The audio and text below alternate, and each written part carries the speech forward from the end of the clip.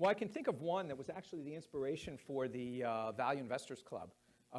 We were just running our own capital. We ran outside capital for 10 years, and we returned all our outside capital. I didn't take outside capital again until 2009, to run directly anyway. So this was during a period where we weren't running outside capital. And and so we were just looking for good ideas for ourselves. And one of the we had figured out one of the best investments I had ever seen. And it was the reason it was so great was it was a company selling at half its cash value with a great business attached. Okay? And usually when I size positions, it doesn't have so much to do. My largest positions are not the ones I think I'm going to make the most money from. My largest positions are the ones I don't think I'm going to lose money in. So that I can buy a lot of that without taking much risk. And if there's some optionality, meaning it could go up. And this had everything. This I was buying at half its cash value with a good business attached. It was a complicated capital structure that people couldn't figure out because it was relatively new and people hadn't seen it. But if you did, that's what you were buying. You were buying something at half its cash value with a good business.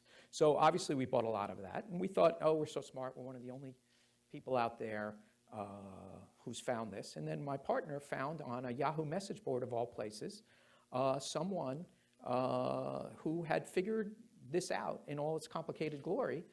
And funny story, the gentleman who figured this out actually was working at a supermarket at the time. He was just a really smart guy, and a light bulb went off, and we sort of said, wow, there's intelligent life out there.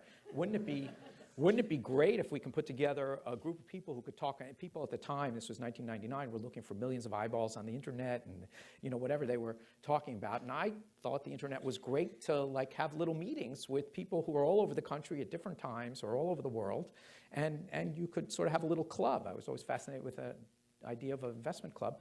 So he was one of the first members of the Value Investors Club, and he got the idea of could we attract smart people to share ideas. That was the deal. It was free to join, but you had to share your good ideas, and this gave us the idea that it wasn't just in the normal hunting places that you could find really smart people who did good work.